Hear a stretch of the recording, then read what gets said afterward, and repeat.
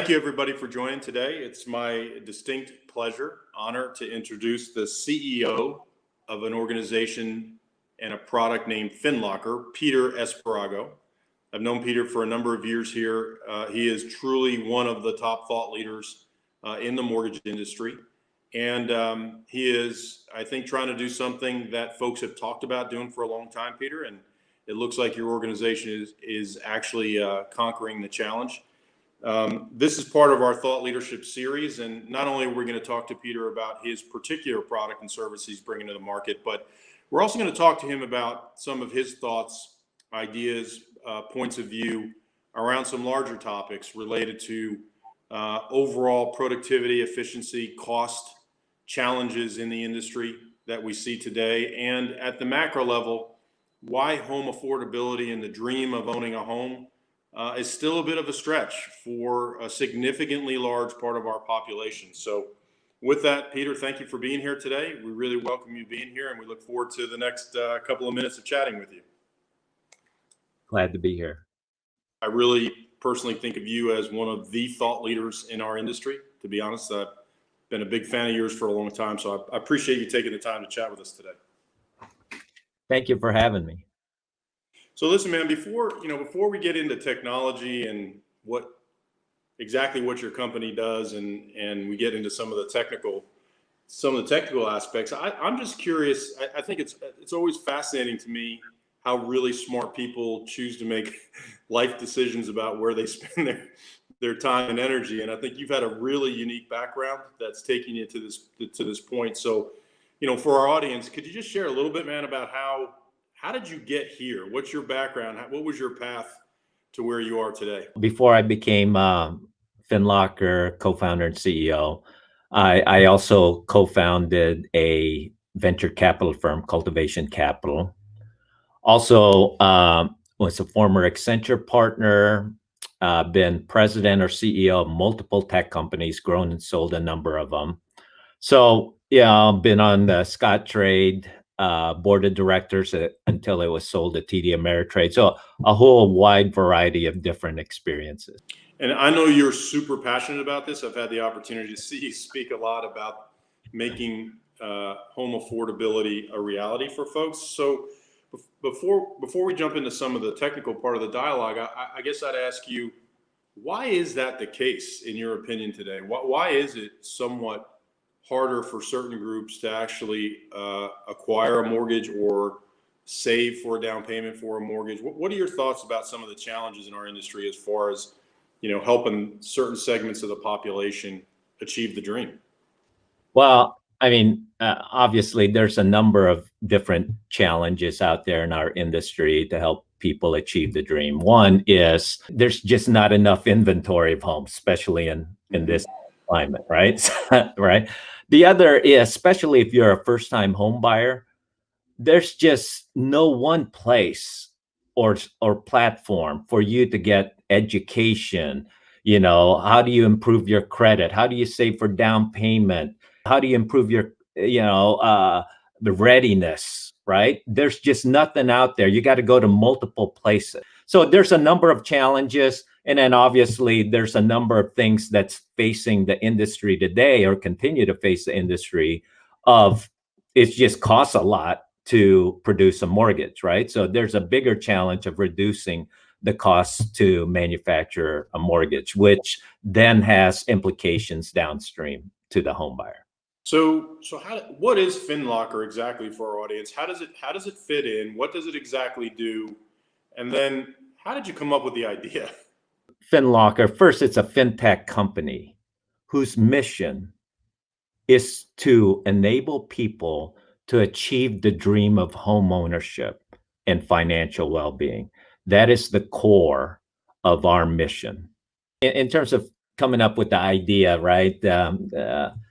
Back in 2016, one of my co-founders, Tim Stern, saw how you can get bank statement data from the financial institutions. And he immediately thought, wow, we can do that to help automate the very manually intensive mortgage processing and underwriting process, challenges. And so FinLocker, think of FinLocker is a secure next-gen personal financial management tool that aggregates a consumer's financial data and analyzes, recommends, streamlines mortgage and other financial applications or transactions, excuse me.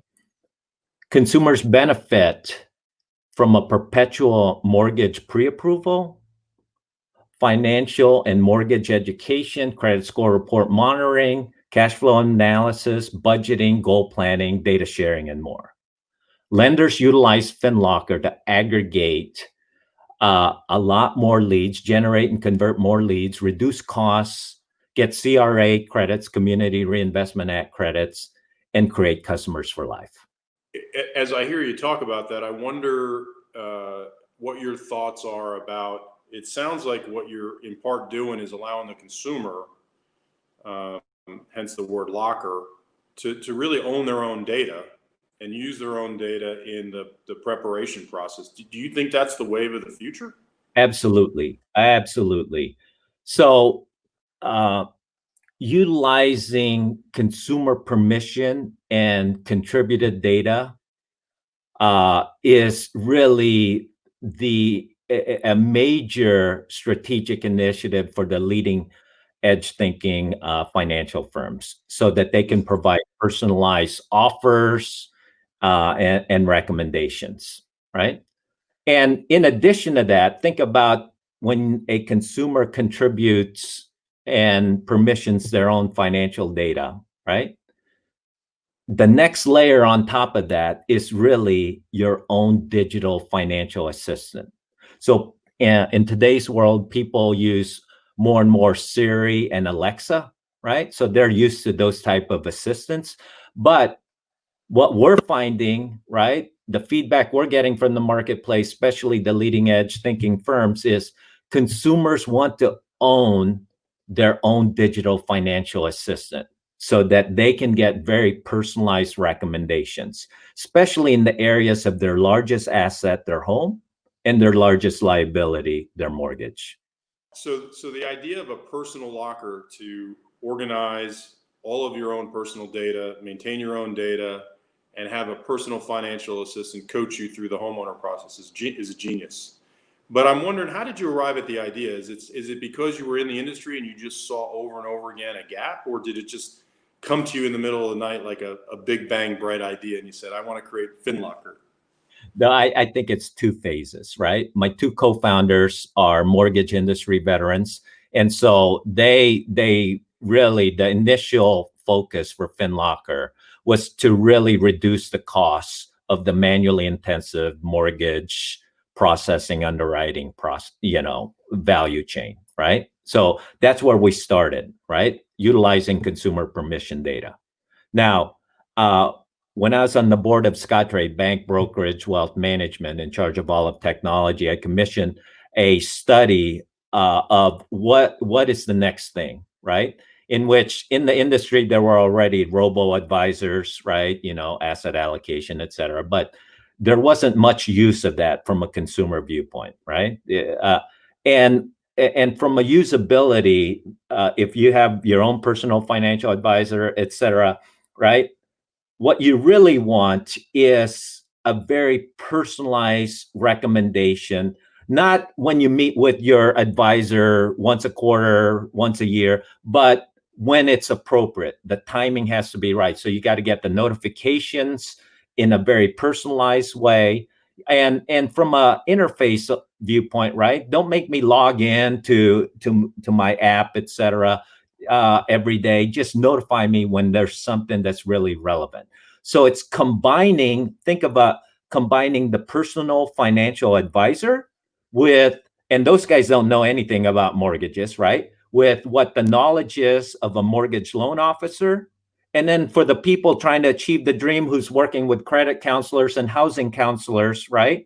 Melding those three experts into one. And so it's really evolved to that, your own digital financial assistant, but in all those different categories. And we took on the hardest part, the hardest area, mortgage, right? And from a consumer contributing or giving permission to their data, they know that they have to disclose their financial soul to get a mortgage. So that friction or hurdle is already overcome because they're trying to achieve the dream of home ownership.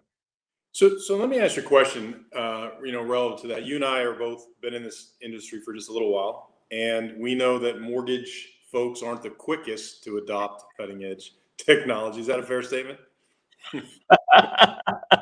Oh my. So, there's a lot of emerging technology out there, yet we still continue to see lenders report consistently productivity is way down, costs are still rising, still super reliant on human beings to do, the bulk of the work. So the concept of a digital mortgage and digitization of the mortgage has been out there a long time. Just to pivot off your product for a second, as an industry expert yourself, what do you see as the one or two things that are just a recurring nightmare for the industry in terms of productivity and cost? I mean, the industry has done a very good job continuing to improve on the digital mortgage, but it's starting from the mortgage application to closing. That's been the majority of the focus, right? Mm-hmm. But if you're the battle for that mortgage customer is not when they're ready for a mortgage, right? Or apply for a mortgage application, right? But it's a point of thought. No one ever dreams of getting a mortgage. They dream of getting a house, right? And so from a technology, and this is where really what you're hearing from me is expanding the digital mortgage to a lot more of the front end, the battle for that customer, right? At point of thought. And also from help. So how can technology allow you to capture that customer at point of thought, but then also reduce the cost? What cost is just out of control in the mortgage, right? In the mortgage processing and underwriting.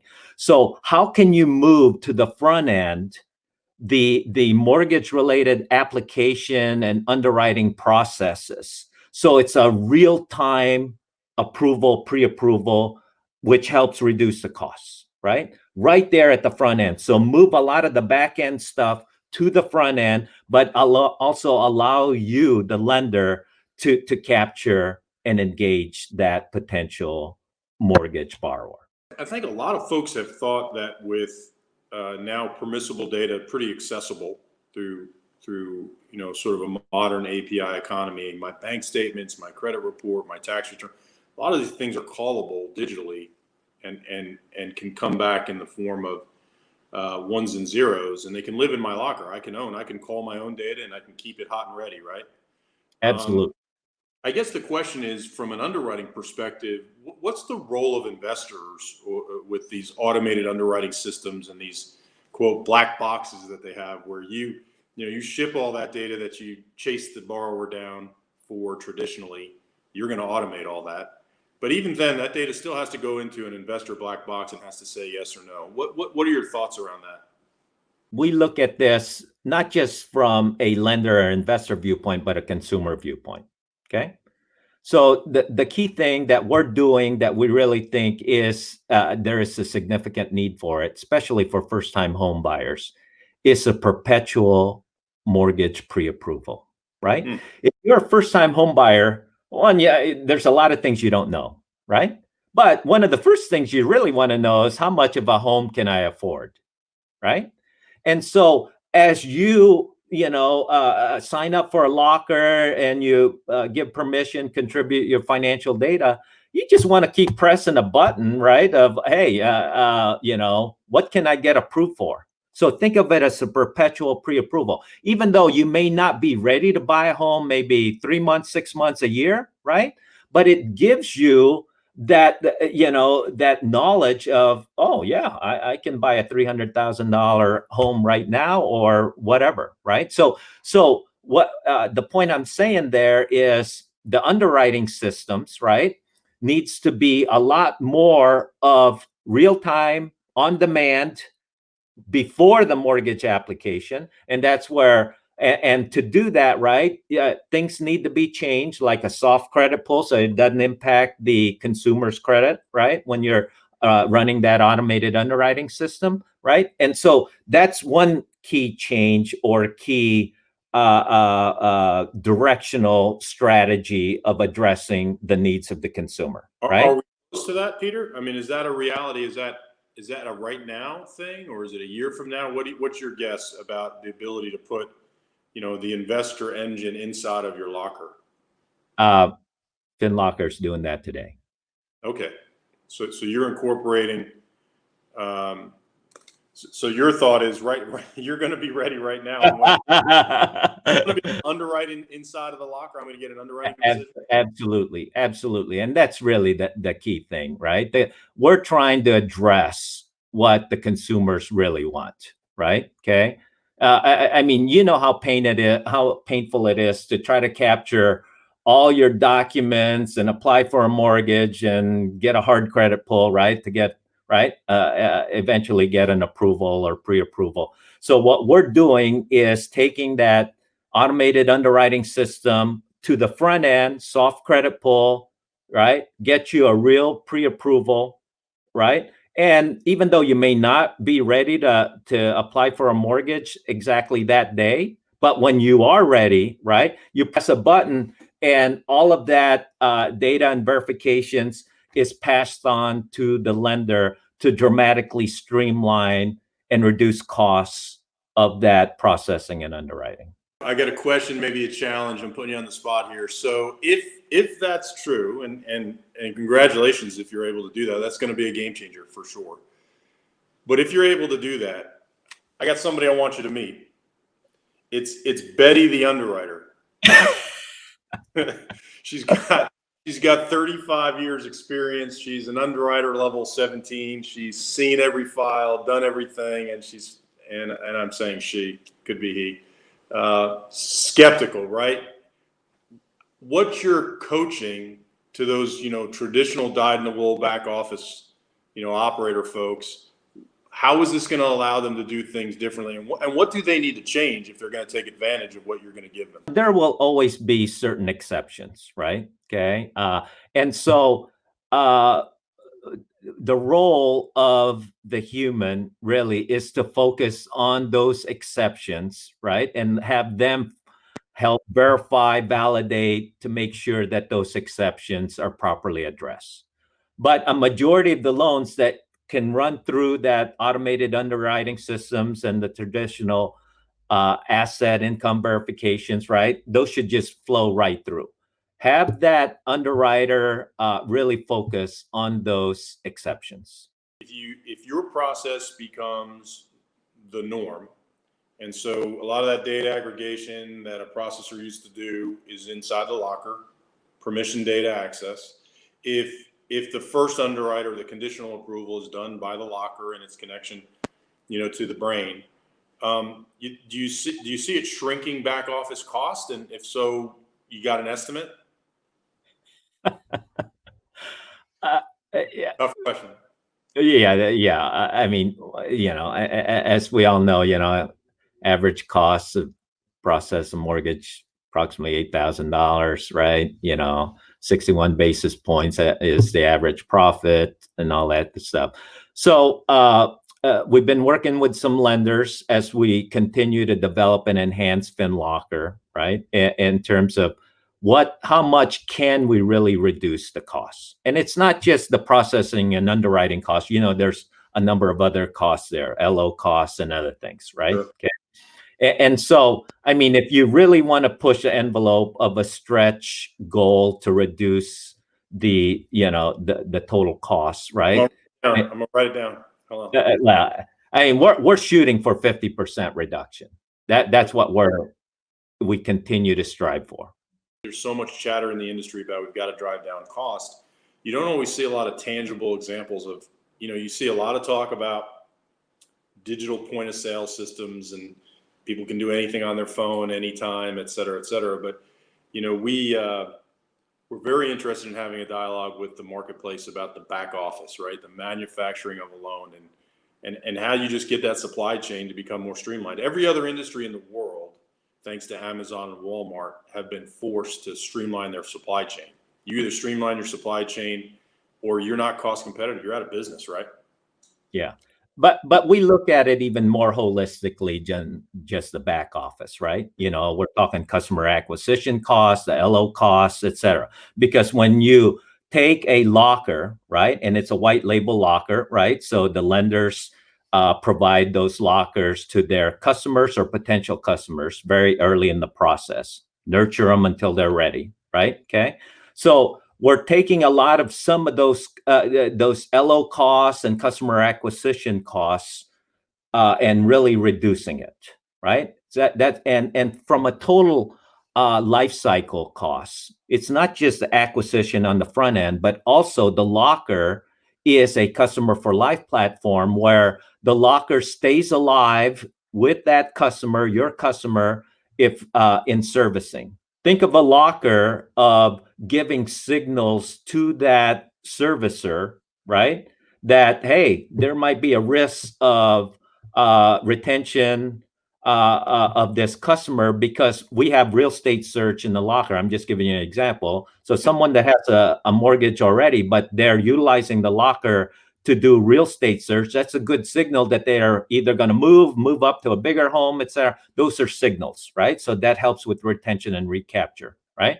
We're also doing some things, especially in this environment with COVID for mortgage forbearance. We're doing a number of things to help with those people in forbearance and going into loan modification. So we're doing many things on the front end and the back end of the mortgage value chain. If you can get the consumer to interact with FinLocker, right, and quarantine their data, you become a pretty powerful broker of data. Is it fair to say that you think a lead coming from the FinLocker is better than a lead coming through another lead channel? Oh, absolutely. Absolutely. Right. And this is where we've got current lenders today that tell us, they buy some wholesale leads, and they pay anywhere, depends on volume, right? Let's say $10-15 for a wholesale lead with a pull-through rate of, let's say, 1% to 3% at best in terms of a closed loan, right? With a consumer, right, in a locker and their financial data and all those things, right? What our lenders, and we continue to get more stats on this, we haven't published anything here, but what our lenders are saying from a pull-through, and this is really our guidepost, is if we get anywhere to a 15 to 20% pull-through, right, they're willing to pay, 300 plus for that high quality mortgage lead. Right? Is it because there's real data attached to it? Is that absolutely, right? It's not just someone who clicked on a website that might be interested in a mortgage. There's a lot more analysis, and obviously we've got credit and other things that really determines that lead of being, much higher quality. I mean, I think what you guys are doing seems to me to be like remarkably intuitive. Of course, if source data is connected to a person's ID and that person can ask for it and store it in a format that makes it transferable to the marketplace, you almost create, not to borrow someone else's tagline, but compete, right? Make banks compete. I've got my data. I don't need you to organize my data anymore. I own my own data. It's organized, it's sorted. I might even have a pre-approval. So who wants to step up? How would you fill that sentence in? Who wants to step up and what? Give me the best rate? Give me the best turn time? Yes. I could only smile just because we're doing a number of things in that area already. Just for our viewers who may not know FinLocker and may not have, this concept has been out there for a while theoretically. Now, hopefully they'll see from you that you're actually breaking ground here. But do you have competitors in the marketplace today? In terms of competitors, I would say like Mint, Credit Karma, Personal Capital. But those competitors are direct to consumer players, right? They go straight to the consumer. And we are a white label solution to help financial institutions, bank lenders to compete with those direct-to-consumer fintech players, right? Because our lenders and banks are telling us, they want more percent of wallet of their existing customers, and those existing customers are doing business with those direct-to-consumer fintech players. Now, how we differentiate ourselves, not just from a white label viewpoint against those direct-to-consumer players, is we are so much deeper, much deeper in home and mortgage data and analytics, right? We've got patents approved, and how much compliance and everything else to do mortgage, et cetera. We're so far in advance, so far ahead of those guys on that, right? And when you think about it, when you look at it from a consumer, right? Your largest asset's your home, your largest liability is your mortgage. And a lot of those players, it's like they have the consumer do some manual data entry on those two items, right? We got so much more on that, right? So that's what's different about us. I got to ask you this question because it's just something that Infosys is really very focused on in terms of equity in society relative to access to home ownership. And we've recently done some of our own original research, focus groups research, and we've learned two things. The one thing we've learned is that there is a tendency in this industry, the rich get richer. And what I mean by that is that as technology comes out and cutting edge technology creates an advantage, it's often focused on the buy group or the consumer group that's already owned multiple homes, maybe even have investment properties, are used to interacting with their bank on a digital basis, understand the process really well. So it's easy for them to use technology to their advantage because they're familiar with the mortgage process.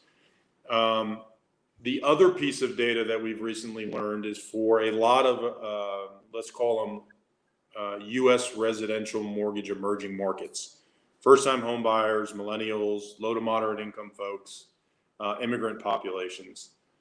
They don't understand the process. And so one of the reasons they tell us they're staying away from the process is it scares them. They don't understand what you mean by underwriting. They don't understand how decisions and credit decisions are made.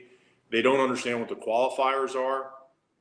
And so I guess what I would ask you is, I totally get how FinLocker would be really great for a savvy, experienced consumer, but is it the right tool for someone who's never bought a home or maybe doesn't even know anybody in their family who's ever bought a home?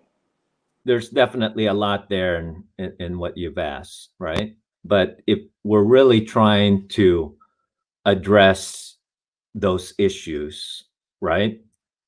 There's a bigger issue in our society in the US, right, of financial education and awareness, right?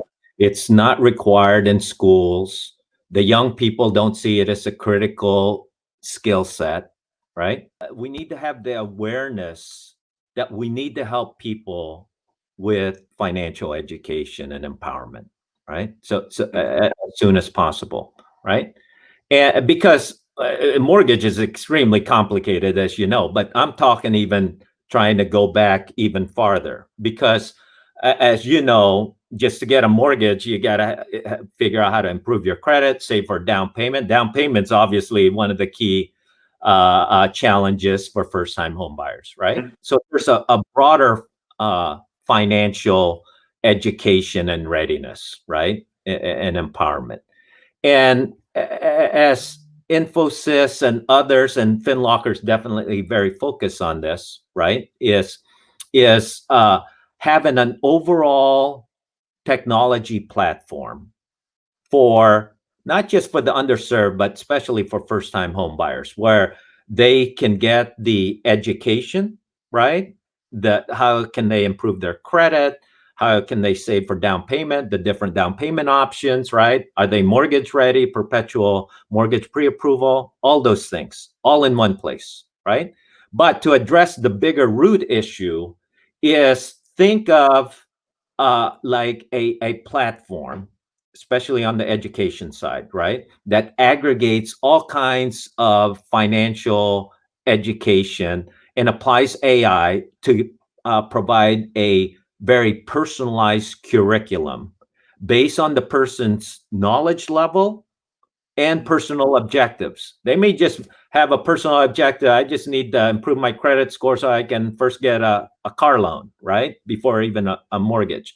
So this is where, we're doing some of that. To say that we're doing all of it, I don't want to oversell there, but this is where a firm like Infosys can really push the envelope on that, not just on the AI algorithms, but other data, right? And this is why I'm so passionate of our strategic direction of your own digital financial assistant, right? Going as far back, we're partnering with some housing and credit counseling organizations focused on the Black community, and we're going to the colleges, right, to address the education and get them ready.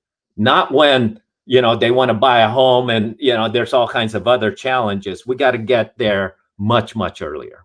It's fascinating what you've done and where you're headed, and I think I hope our listeners will see the logic in your product. It's clearly it's got to be one of the top 5 most compelling stories in the marketplace right now.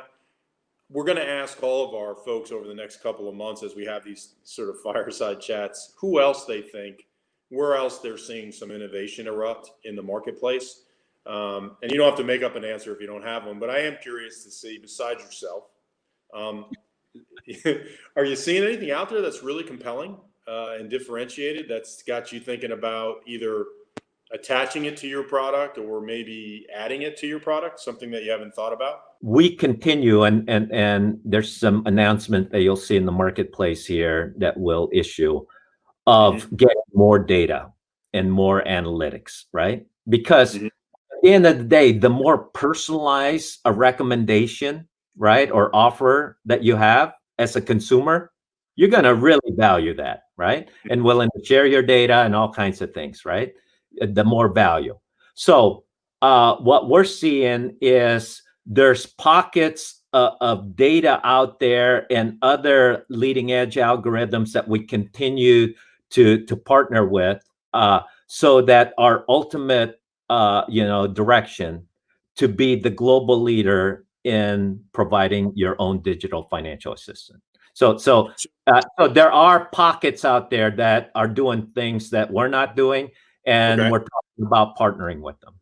And it's mostly in that AI decision-making, predictive And the data, right? There's a lot of publicly, available data out there, right? We haven't been that focused on that. We've been so focused on consumer contributed and permission data. And now it's just, aggregating those others. So it's because, if I'm a first-time home buyer, I'm just going to give you a scenario, right? I'm a first-time home buyer. I'm 25, graduate from college, right? Still single. How am I doing in terms of getting ready to buy a home, right? So a lot more of a benchmark, right? Hey, am I doing the right things, right? In terms of my credit score, how much money I'm saving, those type of things. I'm just giving you a couple of examples. Yeah, kind of gamifying you're close to having 3 acorns, Mario Brothers. You get another token if you keep going. But I think visualizing where they are in the journey is what you're talking about. So it doesn't such an abstract. Yeah, and we're very focused on the different journeys, right? So which requires different recommendations or data. Well, man, I tell you what, this has been super, super interesting. I think the folks that listen in on this are going to really get a lot out of it. I really want to compliment you on your product. As you know, we've been really looking at it very closely over the last year or so, and I know it's hard to be an entrepreneur in the fintech world, man. And I got super props for you for doing that. I think that I'm going to give you the last word in our fireside chat. Where is FinLocker? It's 2020. Once we get the vaccine for COVID, 2020. we get back. It's almost 2021. Where are you in 2023? Because we're so focused on white label, right? Not the direct to consumer, right? That the banks, the lenders, financial institutions really have not just embrace FinLocker for their mortgage related products, but all the other financial products, right? From a cross-selling, right? Value added cross-selling of the, so we've been very focused first on mortgage, the hardest one, right? But lenders today, banks today are already pulling us into those other financial products so that a more holistic, personalized recommendation or offer to that consumer Across products. across all products, right? So that's Services as well, Peter? Are you thinking you'll get into the services world? Like, I need a painter, I need to find a school, I need to buy filters for my air conditioning. We've heard some of that. We've heard some of that from the prognosticator saying that's where Amazon is going. Will you go that far? we've been asked that a number of times, right? It is something on our roadmap, not a top priority, but if we have more and more of our customers telling us that that's some key features that they want, we'll definitely prioritize that. I can't thank you enough for being here with us today. It's been extremely, extremely interesting. I am going to, this is my New Jersey Strong Yeti cup. I don't know if you can see it. There you go. I swear it's full of water. And I'm going to toast you, my friend. Thank you. Well, thank you so much. Thank you.